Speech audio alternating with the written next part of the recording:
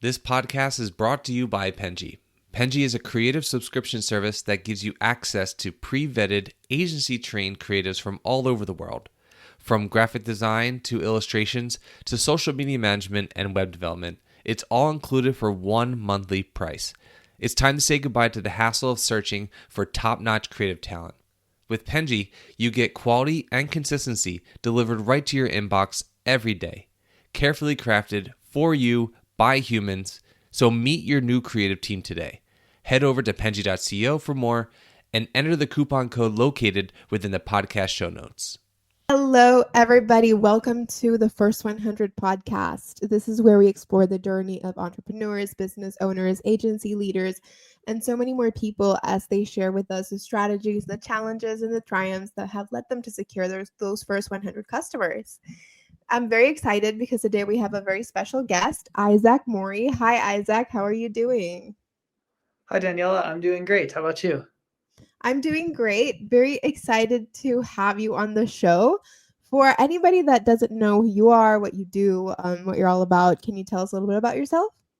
Yeah, so my name's Isaac Mori, and I am a co-founder and the CEO of Content Cucumber. We are a writing and digital marketing team. We basically help companies tell their story online with blogs and emails and web copy and everything of that sort. Very cool. Content Cucumber is actually a very similar format to Penji, except you guys do content writing whilst we do more creative services, right? Yep, that's exactly right. So we work on a subscription model most of the time where our clients are going to be paired up with us and have a dedicated writer who works with them on every single project. And they kind of build a relationship over time to where they can, become an extension of your team, and you can ask them to do whatever type of project you'd like. They work through a platform, so you're able to kind of manage your requests there.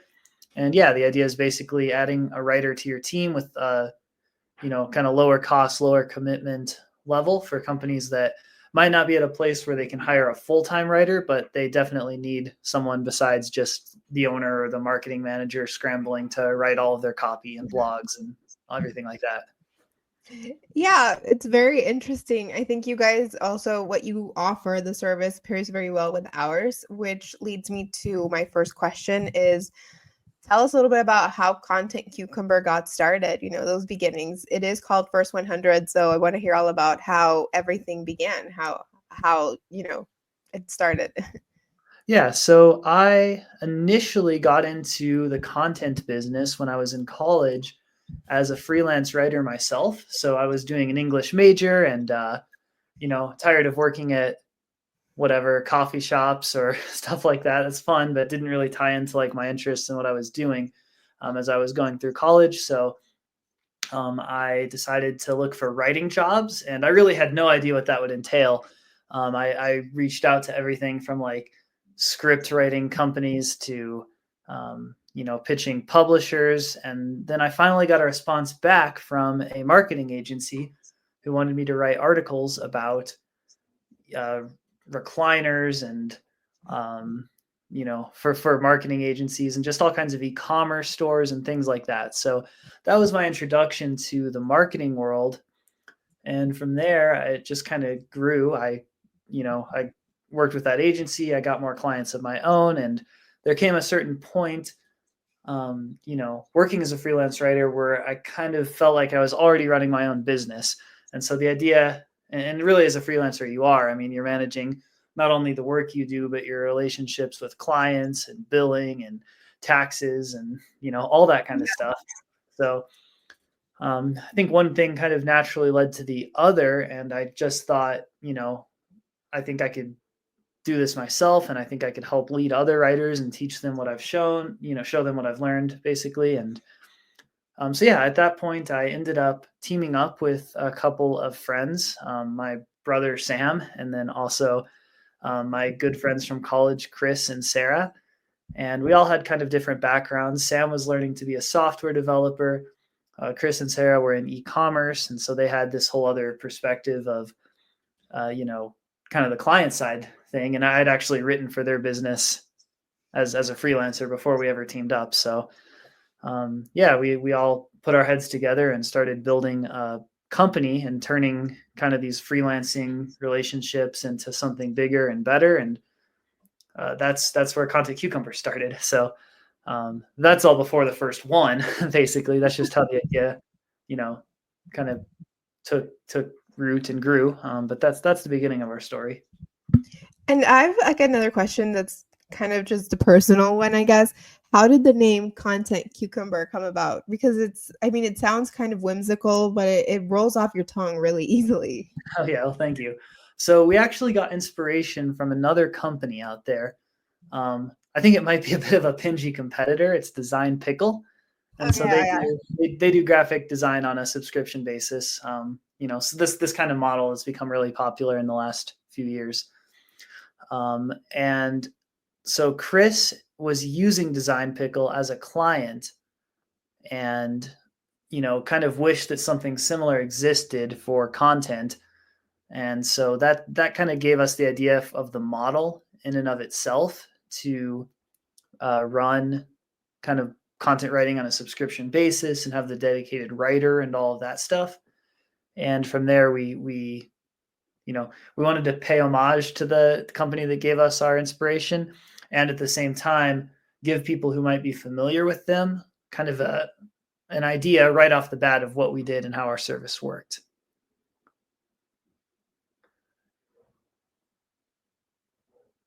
It looks like you dropped out, so I'm just gonna hang tight, and we can probably cut this segment once we get to editing.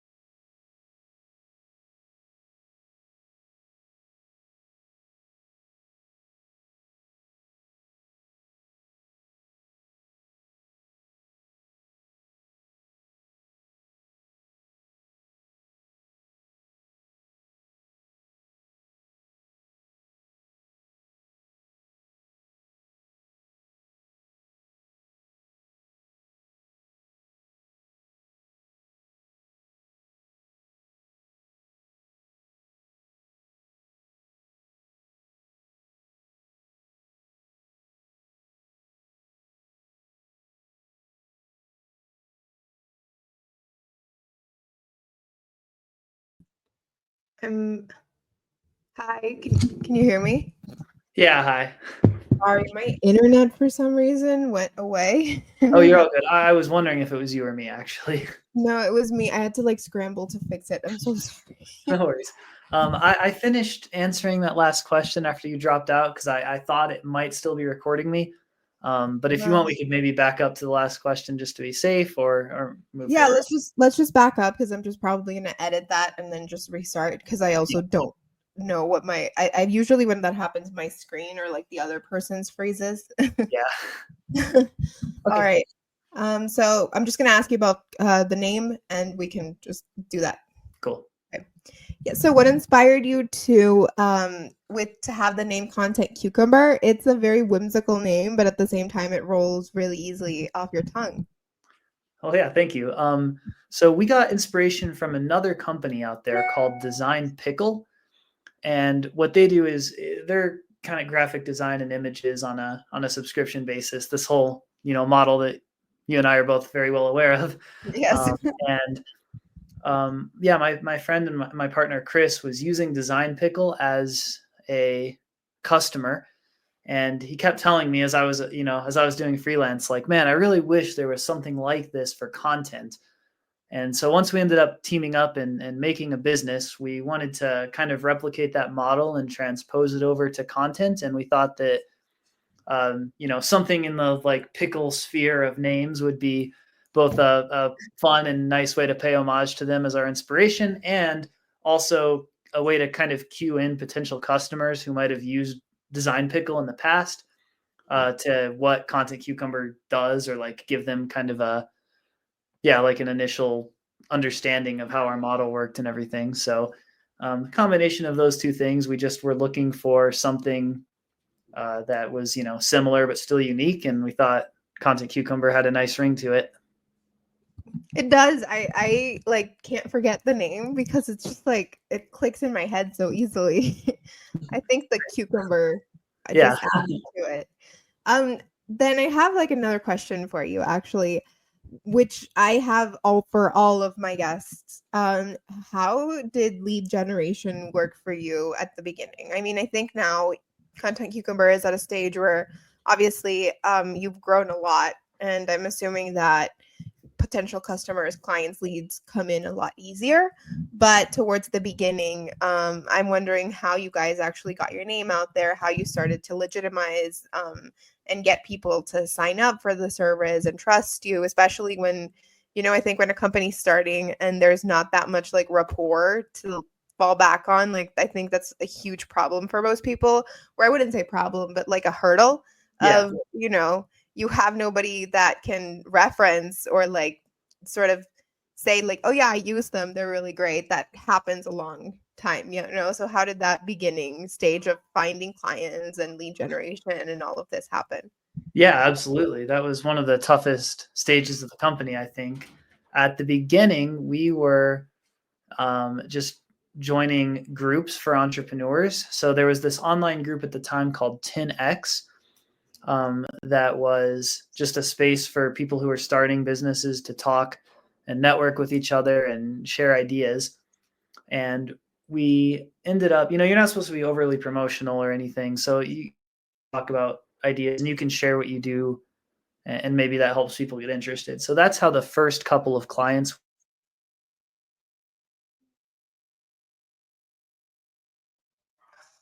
And there came a point where we'd done a really good job for a couple of those clients, and one of them did make a post saying like, Content Cucumber has been so awesome and helpful for us, just want to give them a big shout out.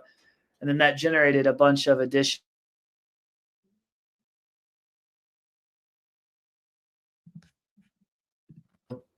finding specific places that were kind of toned to our niche. Was very important for the first few clients. Very interesting. Yeah. I think like I always talk to people and they always say like that's probably one of the hardest parts is just finding people, right? To like Yeah, get your name out absolutely. there. And then I also have the question of, okay, you got clients, you started to get your name out there. How did you go about actually scaling once you were getting a steady stream of people coming towards you? Yeah, great question. And that's definitely the second hurdle we faced because, as I mentioned, I started out as a writer. And so for the first maybe 8 clients we got, I was just doing the writing, directly for the client. So I'd be doing sales and, business development and administration by day. And then like in the evening, Right. I'd be scrambling to write all of these articles. And there came a point where that got to be pretty unsustainable, obviously. Yet at the same time, it was like, I've worked really hard to get these clients, and, is some random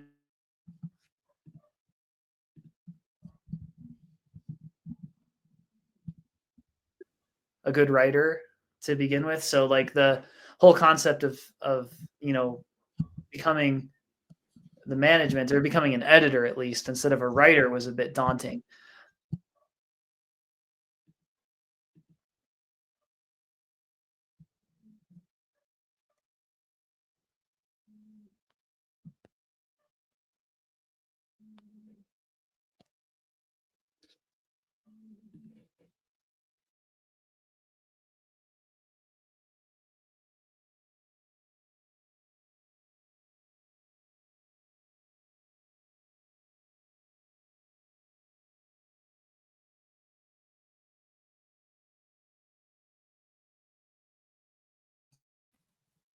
Hello.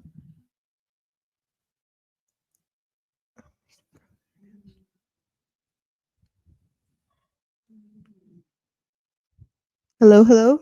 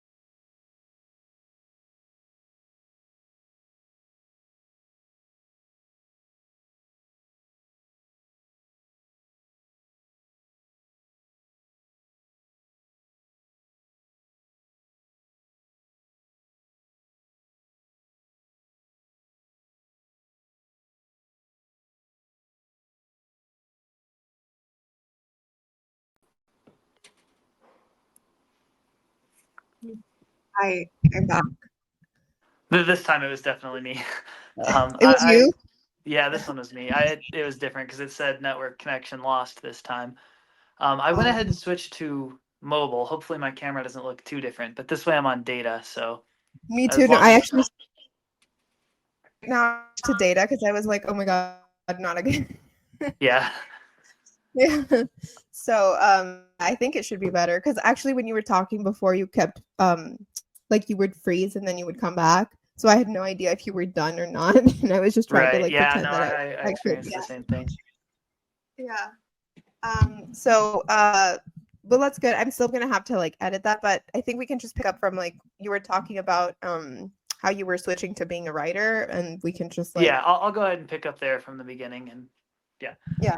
Okay, awesome.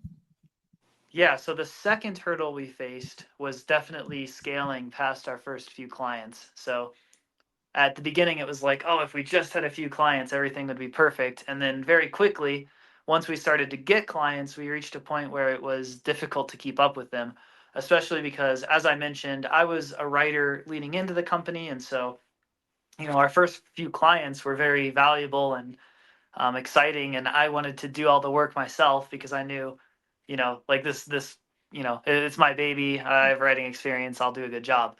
So it was daunting to start hiring other writers to do the work, for us, and to essentially graduate from being a writer to being an editor.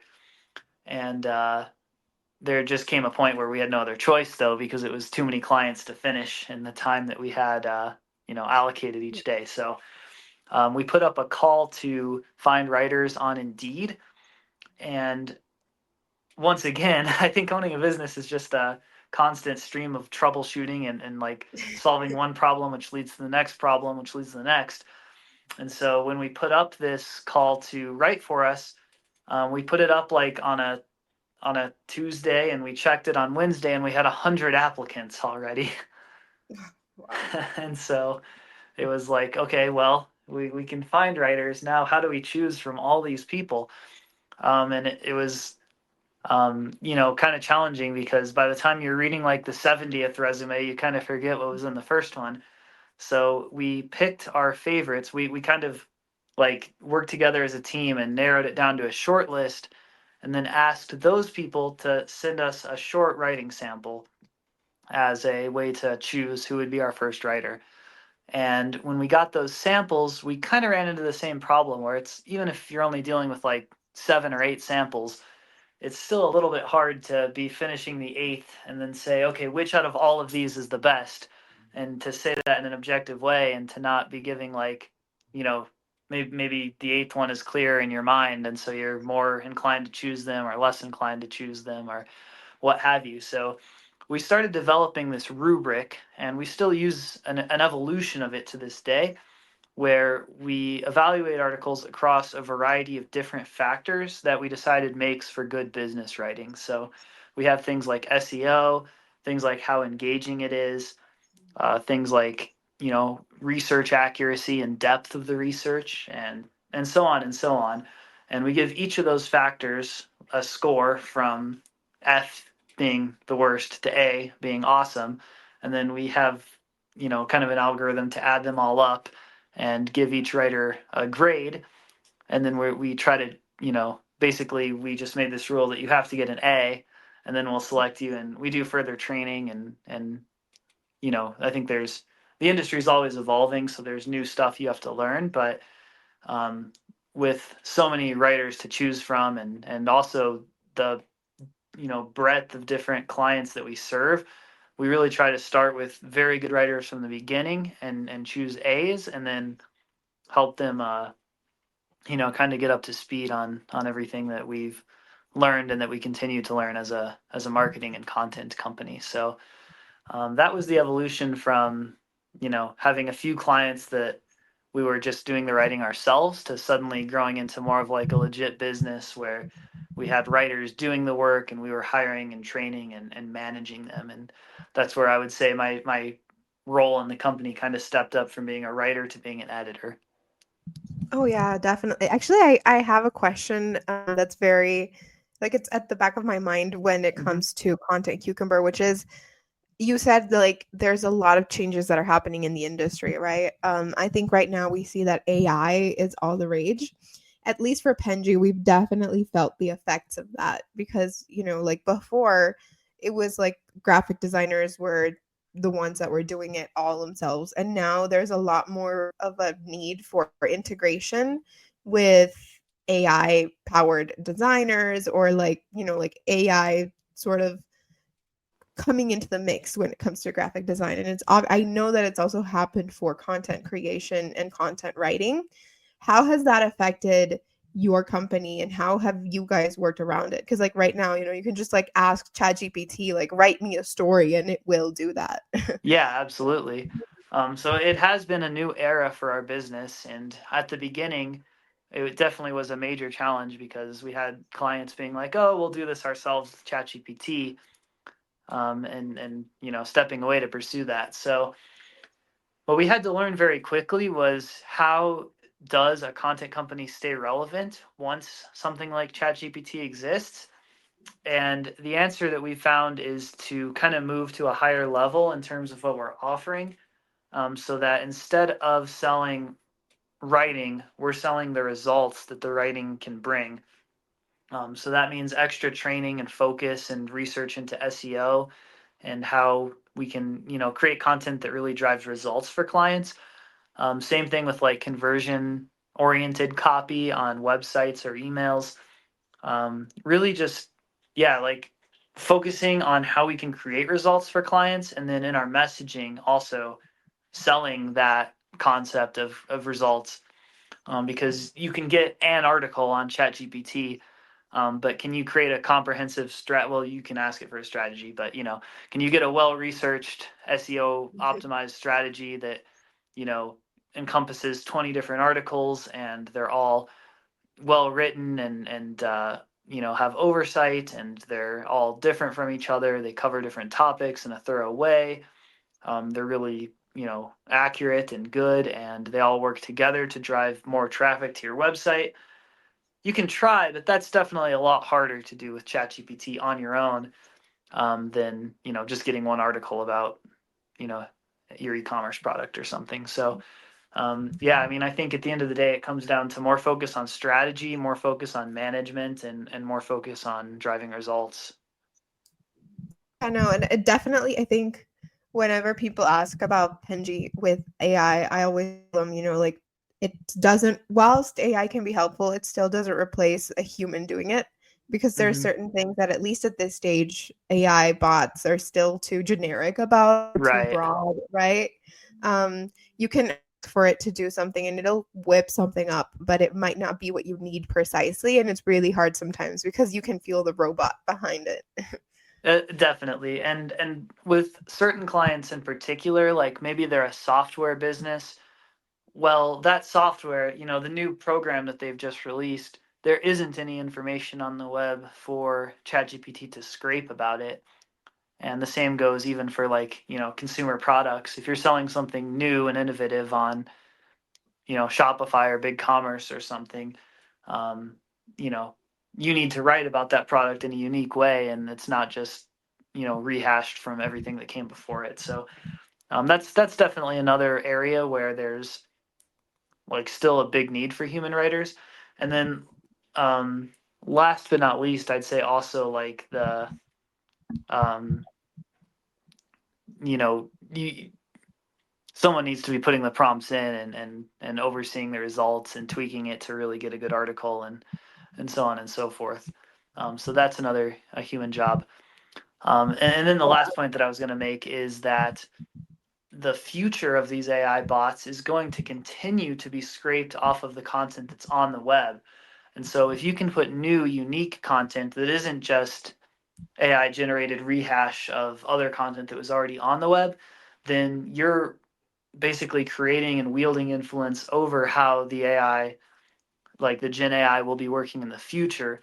So, in addition to SEO, I think a forward thinking concept that business owners and marketers should be thinking about is what you might call AIO, like optimizing for the AI and making sure that there's lots of information and unique new information about your products or your services on the web, so that things like ChatGPT in the future will be building their knowledge base off of your company You. and the information that Yeah. you've put on the web.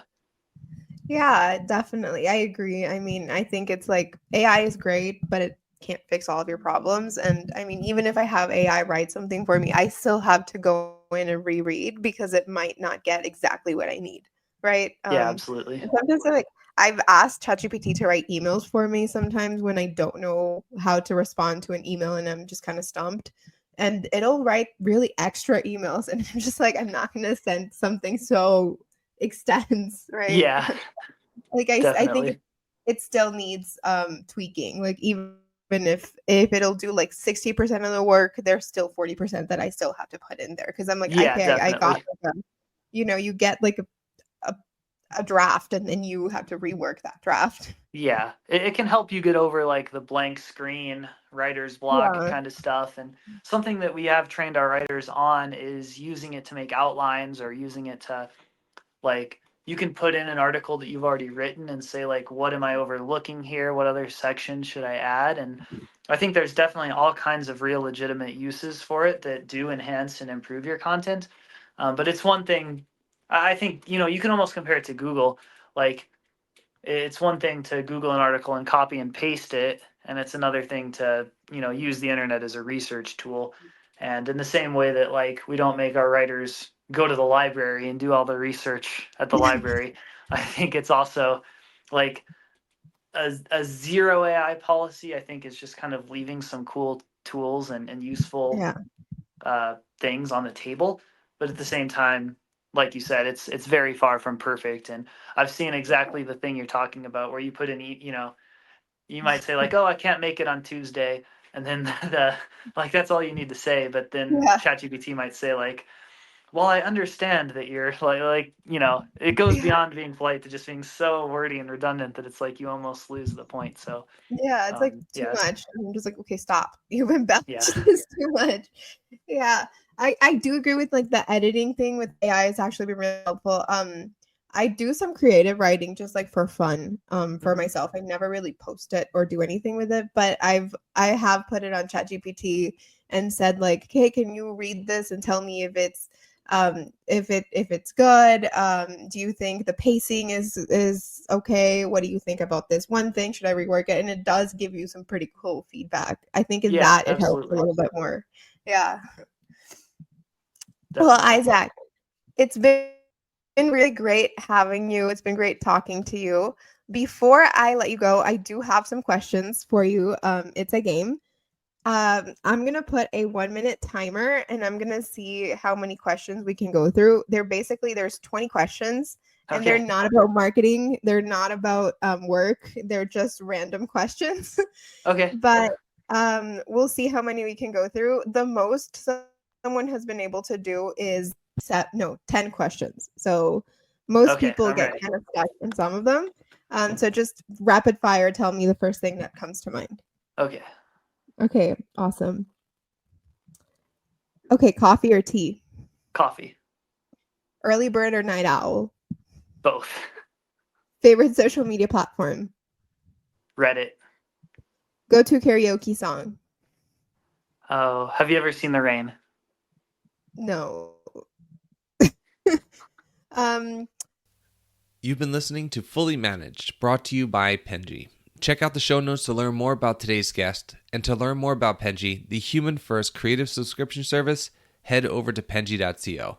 And by the way, if you're still listening, it would mean the absolute world to us if you were to share this podcast with a friend, and of course, subscribe.